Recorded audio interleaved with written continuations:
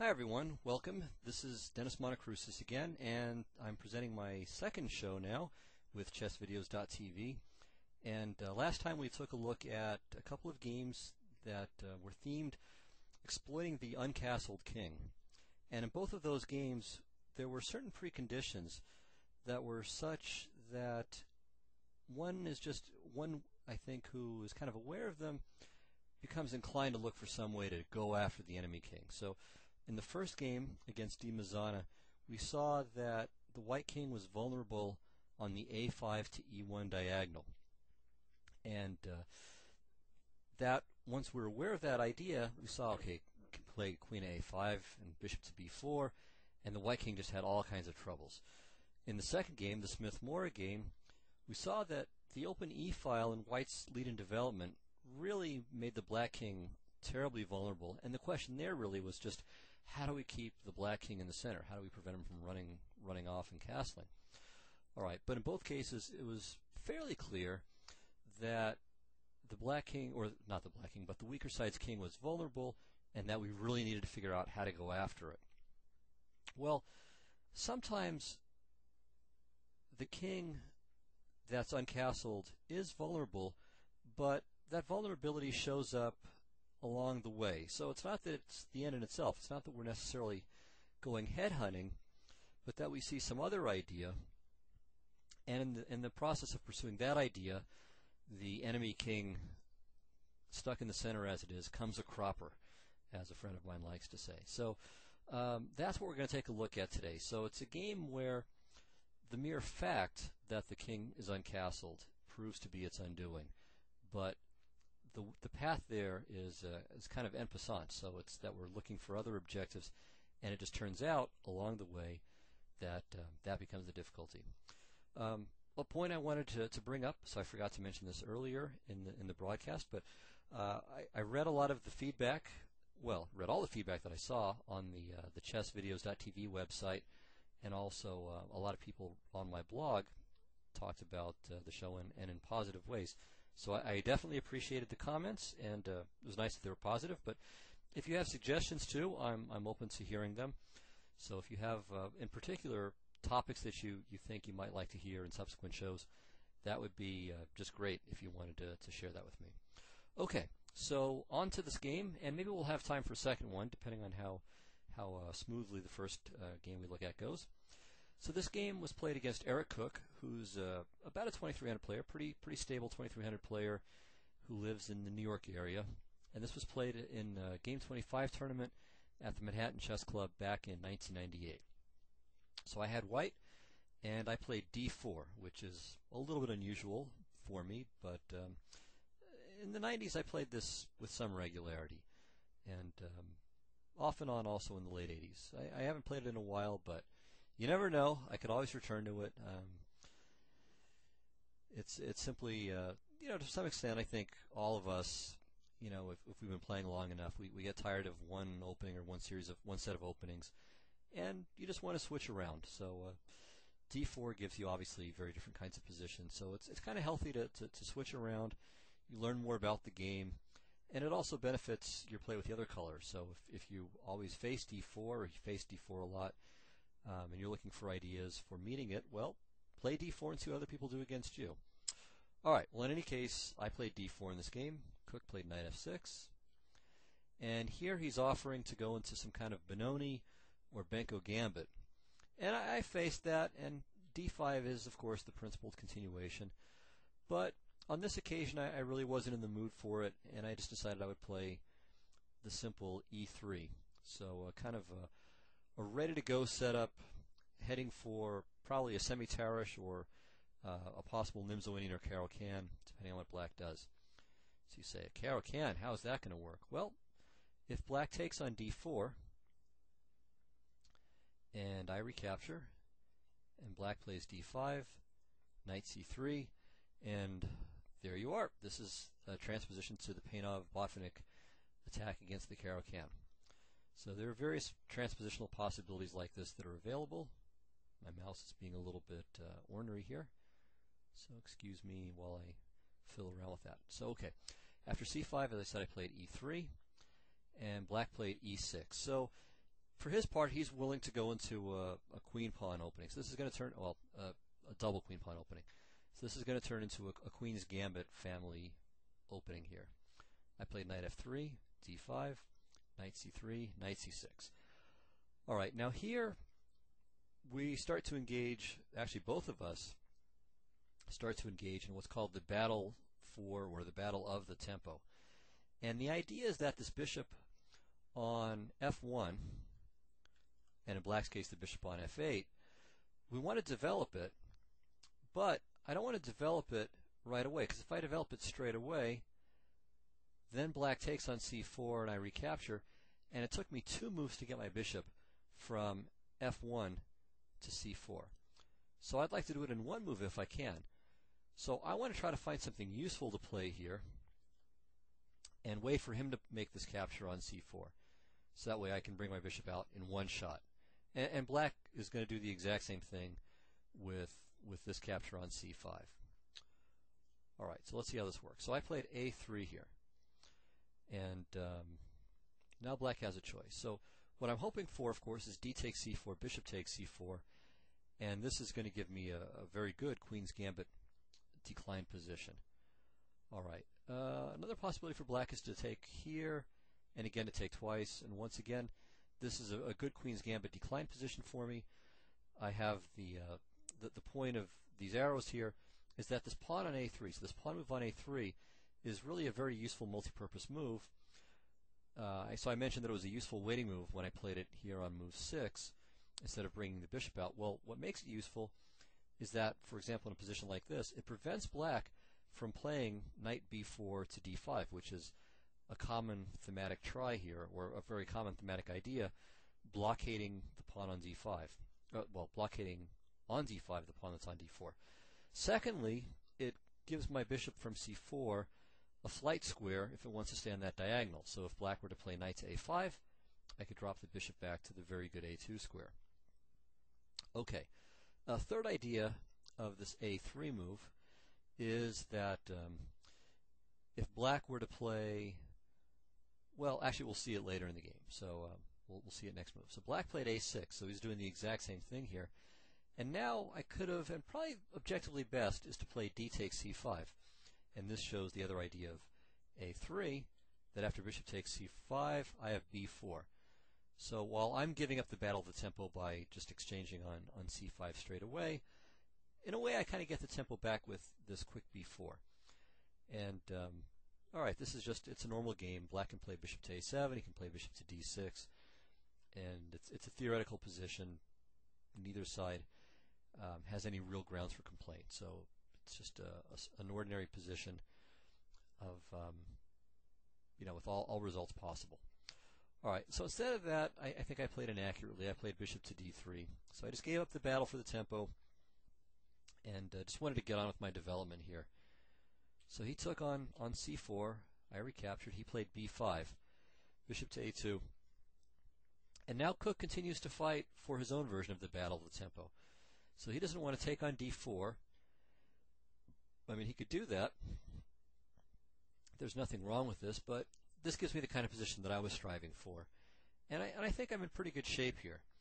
I have, for one thing, very easy access to playing the move d5, so I can always liquidate my isolated pawn if I'm worried that it'll be a weakness. And just generally speaking, I mean, I think black's setup isn't at all the best against this Queen's Gambit accepted type of isolated pawn position. So I think his choice was better. He played bishop to b7. And here, again, I don't want to capture on c5 right away, but I also, I have to find something useful to do.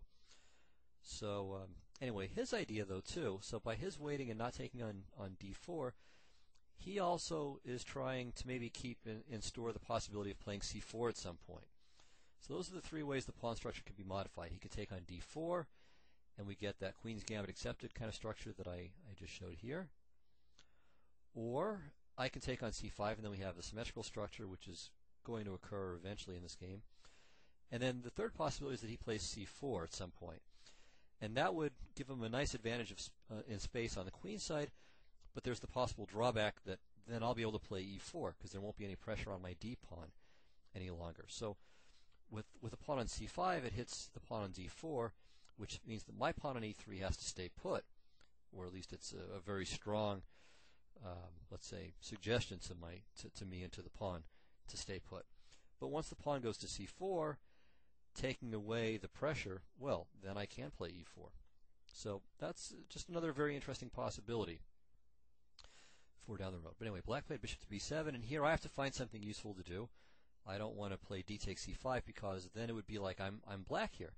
I'll have given him a free move compared to my own development. So almost everything will be symmetrical. I mean, just to show you, I mean, kind of a worst case scenario here. So I play d takes c5. He plays bishop takes c5, b4, and I don't know, let's say he plays bishop to a7 here. If I were to play bishop to b2, it would be an exactly symmetrical position, but with black to move, because his bishop came out one move faster than mine did. Alright, so this is something that I, of course, want to avoid. So after he played bishop to b7, I castled. Now, he tries to find another useful move, so we're again doing this little battle of the tempo business here. He played queen to c7. I played queen to e2.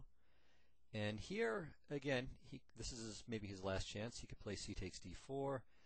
But this would be, I think, a very good position for me once again. His queen is not really brilliantly placed on c7, so I can play bishop to g5 and then rook f to e1 and then put my rook either on d1 or on c1. And in both cases, I'm going to have some advantage.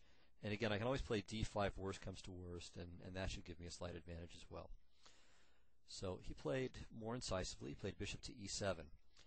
All right, well, now that he's brought the bishop out, I can get my tempo back, and so I do. So I play d takes c5, bishop c5, b4.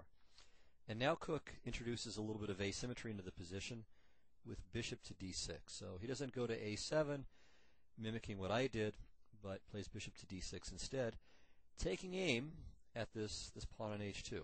Now, it's covered at the moment, but there are tactical possibilities which we're about to see. So I played bishop to b2, completing my development, and protecting, this is important, my previously undefended knight on c3.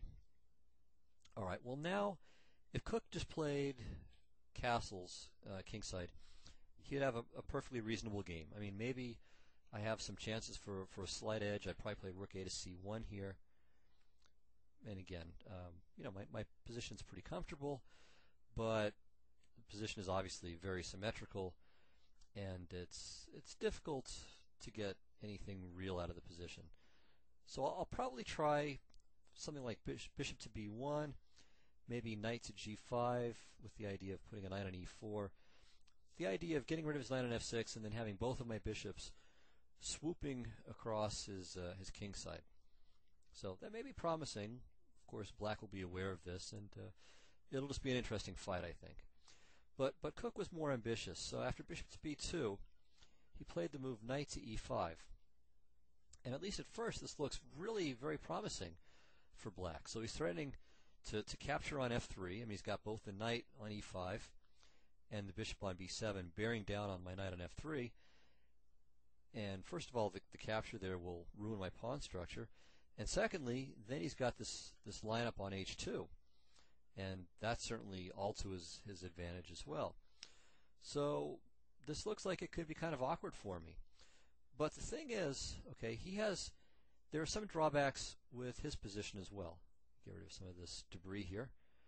All right, so the first thing is this queen on c7 is a little bit exposed. So there could be places where I play rook a to c1, and he's got to worry about discoveries. Now, maybe that's not such a big deal, but it's at least a possible tactical motif that's in the air, something that he at least needs to be aware of.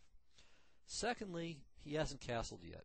Now, it's far from obvious how exactly I could exploit such a state of affairs, but it's there, and it's at least worth bearing that in mind. Okay, well, what do I do here? Well, in this position, I thought for quite a while. I mean, it was only a game 25, but I spent a reasonable amount of time, and I think I found a very, very nice idea that seemed to be pretty accurate. So it was I think I looked about 7 moves ahead in the main line, which, it's not tremendous, but I think it was a good and accurate bit of calculation in a semi-forcing position. So at any rate, we'll see the idea.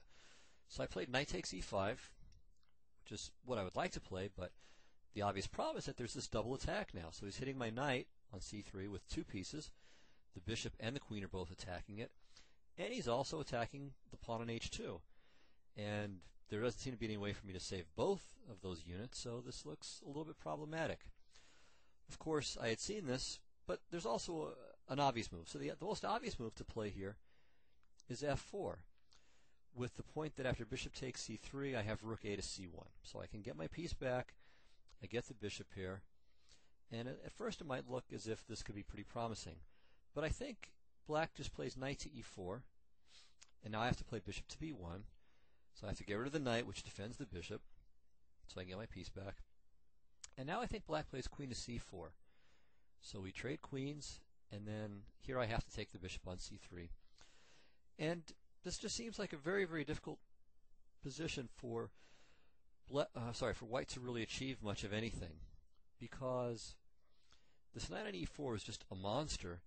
And if white were to capture on e4, well, then we're going to end up with a bishops of opposite color position, and one where white really doesn't seem to have any initiative. So opposite color bishop endings, it's easy to overestimate how drawish they are. So in fact, there are many positions where having opposite color bishops is a tremendous advantage for the attacking side. But here, I think it's not going to be any advantage at all. So I really think white's choice is whether he wants to abide a very, very powerful knight on e4 or a very, very powerful bishop on e4. Either way, I think black's chances for equality are excellent. So that's f4 isn't really very promising. But fortunately, I had thought of a better idea, and it's to play rook a to c1. Now this is clearly threatening. In particular, I'm threatening knight takes b5 now, which would discover an attack on the queen. So it's not just that the knight attacks the queen, but the rook on c1 does as well. Okay, now he could try queen to b8. And then here I have a very pleasant choice between f4, which would just chase his bishop away, and then I can maybe play e4, and then everything is just terrific for white. So that's one possibility. A second interesting possibility is to play knight takes b5, though. All right, so now if black plays bishop takes b2, then I can interpolate knight to c7 check, and only next move, capture on b2. And then I'm winning a pawn, and his king is stuck in the middle, and everything is just great for white. Okay, so bishop takes b2 is not any good. Another possibility is just pawn takes the knight. But now I have queen takes pawn check with a double attack, so I'm hitting, of course, the queen, and it looks like I'm getting the bishop on e5. So black's only decent move here is knight to d7, but all the same I regain the piece with bishop takes e5.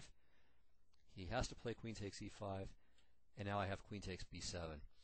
And I'm up a couple of pawns here, and black has no real compensation for this. So this is just a winning position for white. Okay, so after knight takes b5, we saw that bishop takes b2 isn't any good. We saw that a takes b5 isn't any good. So that leaves bishop takes h2 check. All right, well here king h1 is pretty easy to find since it's the only legal move. And now a takes b5, f4. And here we're threatening to take on h2.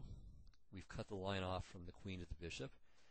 And here, if black plays bishop to g3, I would play queen takes b5, and we'll actually see this later on in the game. So the other choice is to play bishop to e4.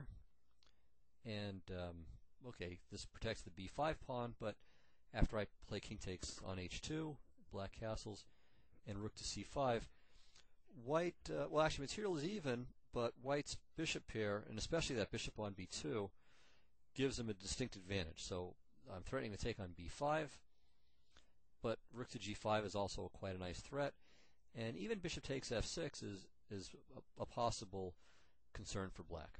So this is a good position for white. It's not winning, but it's clearly better. Okay, so after rook a to c1, we just looked at queen to b8. Instead, Cook played the most testing move, bishop takes h2 check. All right, king h1. Interestingly, I just discovered when preparing this lecture that this position has actually occurred a couple of times in the databases, and I think let me see, one game was in 2000, the other game was in 1995. but it was with colors reversed. So, again, my funny opening, I should have this position with black with colors reversed. But anyway, there too, the player that had Cook's side in my game was in trouble. So one game, the player that would have had black, given the colors in my game, lost, and the other game only drew because the guy offered to draw in a much better position. All right, so anyway, this is a very, very bad position for black, but it's not immediately clear why it's so bad. All right, well here, black has three possible moves. There's bishop to d6, and this occurred in the 2000 game, actually between two players who I think are grandmasters. And there, white played, of course, knight takes b5, and after queen to e7, knight takes d6 check. I mean, you can see that all of white's pieces are super active here, and just had a huge advantage. Should have won, but again, white, well, the player that had the equivalent of white in my game offered a draw in a much better position. But you can see, I mean, just to look at this position, that white's advantage is pretty stark. It's pretty clear. Okay, so bishop to d6, allowing knight takes b5 is no good. The second possibility is bishop to c6. Now this covers up the file and it shores up the b5 pawn a bit. So this actually looks like it's a good try. And to beat this requires really some beautiful play from white. And I don't know if I would have found this over the board. I'd like to think that I would have, but I don't know about that. So f4, okay, this move is pretty obvious. Black plays bishop to g3. And here I probably would have looked for some other solution. Maybe I would have thought of e4. Well, I can't play e4 because the f4 pawn hangs. But in any case, the right move here is the beautiful rook to f3. Now, the idea behind this is a very, very simple one. If the bishop moves to h4, there's rook to h3. But there's this obvious question. Also, white can play maybe e4. That's also pretty strong, too. But the obvious question is, well, why not just take the rook? And the answer is, well, queen takes f3, and there's a fork. Of course, notice, by the way, that this fork wouldn't exist if black had castled already, because the rooks would be connected. So rook to c8, more castles, and then queen takes g3. And white is just winning here. So material is technically even. Black has a rook and a pawn, and white has two bishops. But this is a position where the rooks really just don't matter at all. Black's king is still in quite a bit of danger. I mean, you can, and his queen is in danger. So there's still the threat of knight takes b5. If he tries something like castles, then knight takes b5. Well, let me think. Maybe not knight takes b5, because then this is okay. All right, so I take that one back. So after castles, probably just I don't know. Let's see. What should we do here? Maybe just knight to e4. Yeah, this looks pretty painful. So knight to e4, and we're threatening just to take on f6, and of course black can't do that because the queen takes g7 mate. And taking this just delays the inevitable. It's the same basic problem. King to h2, and what does he do about the weakness of g7 and f6? If he tries knight to h5, we can play the kind of ironic knight to f6 check. If the king moves, we take the knight, and if knight takes, bishop. Oh, sorry. I just had an amazing hallucination. I was thinking I had a bishop on b2 there. So excuse my variation. All right, so this is all kind of crazy. Wow, nice bit of analysis there. So yeah, can't play knight to e4. Definite apologies. Okay, let's see if we can think of something that's actually sane here instead. Well, all right, probably the simplest move then is king to h2. So we won't be so clever here. So just king to h2, take time out, and now we are threatening all of those discovery tricks. Black should play something like queen. Well, even queen to e7 doesn't help because knight e4. And now, unlike my hallucination variation, there is queen takes g7 mate in the offing. Maybe black plays knight to h5. Can play queen to g4. And okay, so maybe Maybe this is not good for black, but it's tolerable. All right. So this is at least a sane variation, but generally speaking, so this idea with bishop takes f3, and after queen takes g3, white should be winning here, and it's just a matter of not coming up with excessively creative moves like I just did a moment ago. All right. Well, I'll try to avoid such hallucinations here in the future variations. Okay. So bishop takes f3 is not so great. So the other alternative is knight to h5.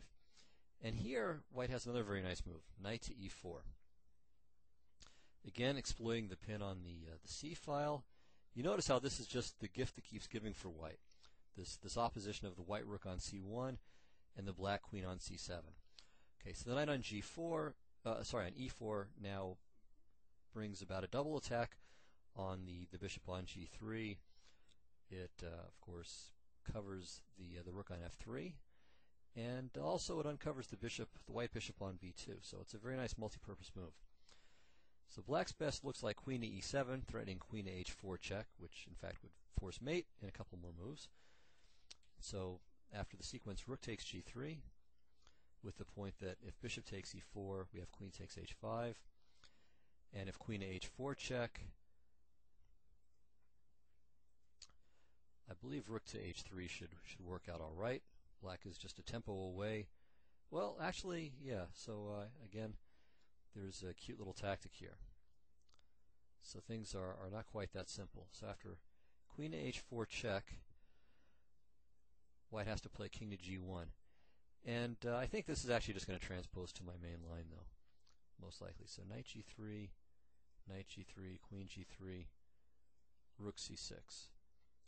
And yeah, this transposes to the line that I was going to give. So after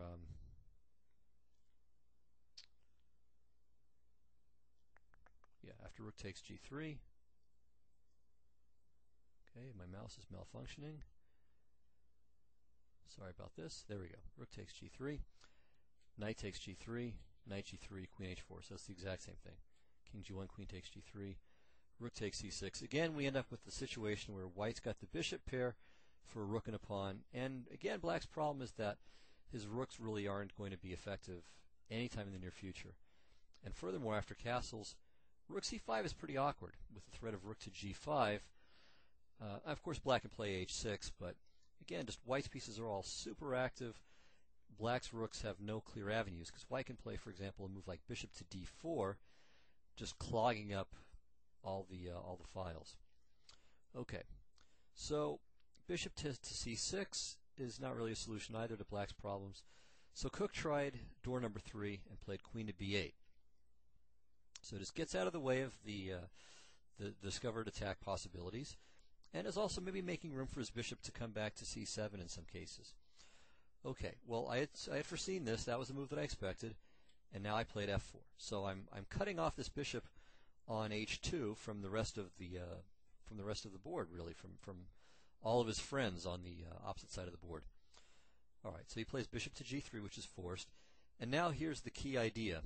So I'm trying to think, well, how do I get at this bishop on g3? I mean, it's sitting there. I'd sure like to get at it. Here, rook to f3 wouldn't make any sense. So this is another difference between queen to b8 versus bishop to c6. Now if I played the rook to f3, so I'll put it on the board, bishop f3, queen f3. Now because his queen is on b8, there's no attack on a8. His queen's got it covered. So here he can play bishop to h4, and on queen to h3, maybe, I don't feel entirely confident about this, but maybe he can get away with g5. But this is pretty iffy, given just how much lumber there is on this long diagonal. So it's questionable. Maybe I could play rook to f3 and get adequate compensation there too. But all right, even aside from that, I was trying to figure out, well, how do I get this bishop? And then I saw, okay, I have knight takes b5, and of course I saw this before, but the idea of this is, of course, there's a threat to play knight to c7 check, and that'll exploit his kings being uncastled. But there's also a couple of other ideas behind this move. So another idea is that I'm threatening to play maybe bishop takes f6, followed by queen of g4, and then I round up this bishop. Alright, so clearly the only good idea for him here is to take the knight. If he tried castling, then I get to show my idea perfectly. So knight to c7, might as well play rook to a7. Now I take on f6, and now queen of g4 check. I regain the bishop. I'm up a pawn. His king's position. Actually, I'm not up a pawn. Material is even, but his pawn structure is kind of cracked up. His king's position is vulnerable. His pieces on the queen side look a little bit funny. So I'm definitely very happy with my position here. So after knight takes b5, he took the knight, which is the principled continuation. I play queen takes b5 check. And here he could play king to f8. That wouldn't change the game too much. I play queen to c5 check. If he plays king to e8, I play bishop to c4. Oops, sorry, bishop to c4. And the threat of bishop to b5 check decides the game. He's got no defense to this. And after queen to c5 check, if he goes to g8, well, then I play queen to g5. I'm hitting the knight on f6 because of the pin. I'm hitting the bishop on g3. And he can save both pieces with knight to e4, but getting mated is even worse. So, after queen takes b5 check, black played king to e7. And it's a reasonable idea. I mean, what he's hoping is that he'll have time to play rook to d8 or maybe rook to c8, and then drop his king back to f8, and in effect castle by hand. So it's a very good idea. It just doesn't work out. But it's sometimes the good ideas aren't quite good enough to save a game. But I think it's a resourceful try.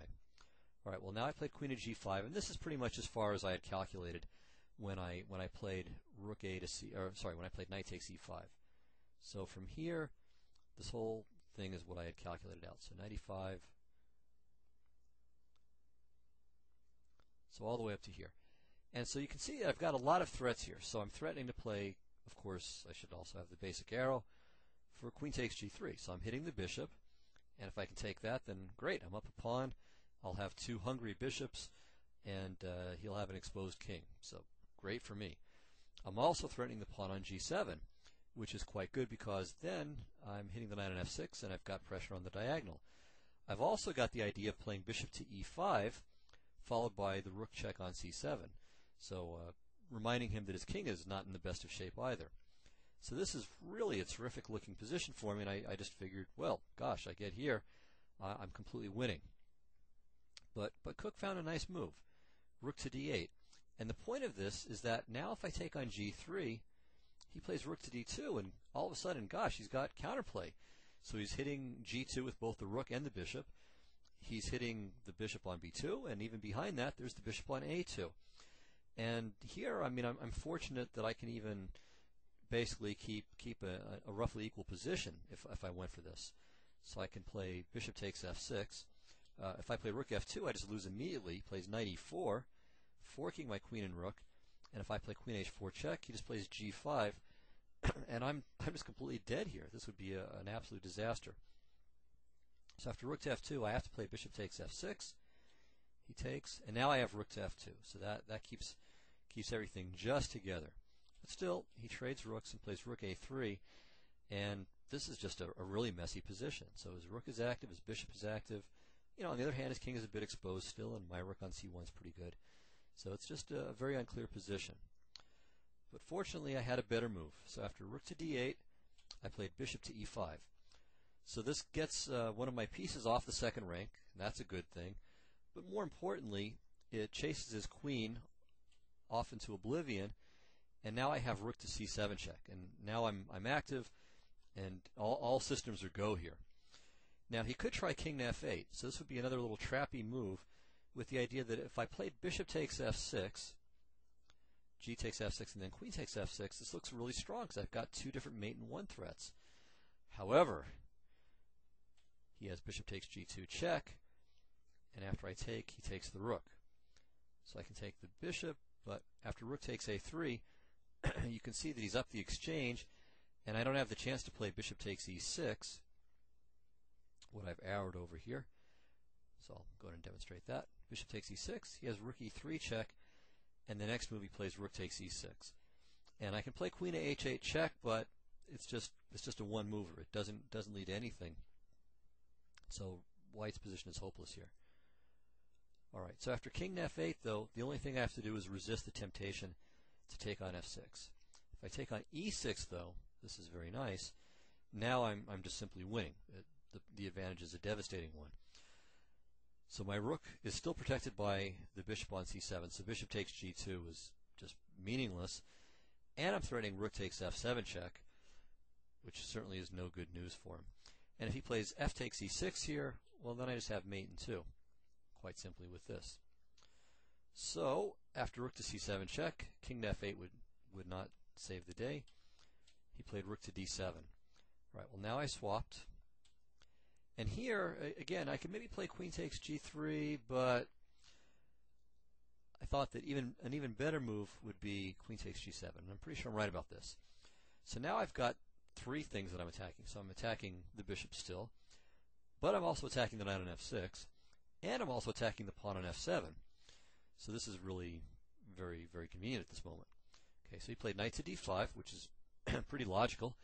So he saves the knight, he plugs up the d file, and it has the kind of neat idea that if I play queen takes g3, he can either play queen takes e3, there we go, queen takes e3, or knight takes e3, and while I'm probably still winning in both cases, the position is becoming a bit messy. So I don't want him to have any threats of his own. So I want to have all the fun. So for that reason, I avoided queen takes g3, and I continued the attack. So I played queen takes f7, and now he's got some serious troubles. Well, he's had some serious troubles for a while, but I mean it's really coming to a head at this point. Dropping the knight back would be no good. If he plays knight to e7, I simply play rook to d1 check, or no, I don't play that. I could play it, but even simpler, just bishop takes e6 check is crushing. So I win his knight, because if he plays king to d8, queen f8's mate. So this is absolutely marvelous for me. So he plays king to d8 instead. All right, well, now I want to take his pawn on e6, but I want to take it with check. I mean, if I can take it with check, it's so much the better. Then everything collapses.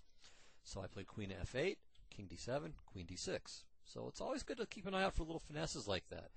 That can make the difference between a win and a draw, or sometimes a very easy win and one that requires a lot of work. So always keep your eye out for little moves like that. Okay, well, now here if he plays king to c8, whoops, I'm sorry. If he plays king to c8, rook to c1 check is obviously devastating. So he plays king to e8. So he's still trying to hide behind what's remaining of his structure. I played queen takes e6 check. And now if he moves his king, let's say to f8, there are a lot of ways to win, but I probably would have just played the simple bishop takes d5. I'm pretty confident that I can win positions with exposed, when my opponent's king is exposed and I have 4 extra pawns. So this looks adequate to me.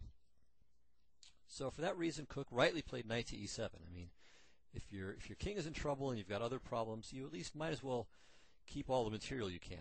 Have something to compensate you for your suffering. Unfortunately, it's not enough. So I played queen to f7 check, king d7, now rook to d1 check, and here the end is near. If he plays king to c8, now I have the very pretty mate with bishop to e6. There's actually several mates. I could play queen to e6, and I could also play queen to e8. So that's also another mate. But I think this one's kind of pretty. So you have all of the relatively minor pieces doing the heavy lifting here. So the bishop's cut off the king on the diagonals, and the rook on d1 takes away the d8 square. Okay, so instead of that, Cook played king to c6. But after I played queen to c4 check, he resigned because it's mate in 1. So if the queen interposes, I just take it with the queen, and that's mate. Or if king to b6, I've got a couple of mates, so I could play bishop to d4 mate, or I can play bishop to c7 mate, which probably would have been my choice. So anyway, either way, it's obviously an unhappy end for the black king, which never castled. So he went on lots of adventures, but castling wasn't one of them. And as you see, I mean, it wasn't that I was really going after his king per se, but that I saw that his bishop on h2 would be overextended. And it was a matter of trying to figure out, well, how do I take advantage of this? And in the process of taking advantage of it, I had as dessert or as a nice fringe benefit that there would be good chances to go after Black's king, and it paid off. So I think this presents kind of a different side of the equation from last week, but I hope one that supplements what we saw then. So I hope you enjoyed this game. Again, if you have some feedback and suggestions maybe for future topics, that would be great. You're more than welcome to leave that in the comment section. So again, thanks a lot, everybody. Hope you enjoyed it.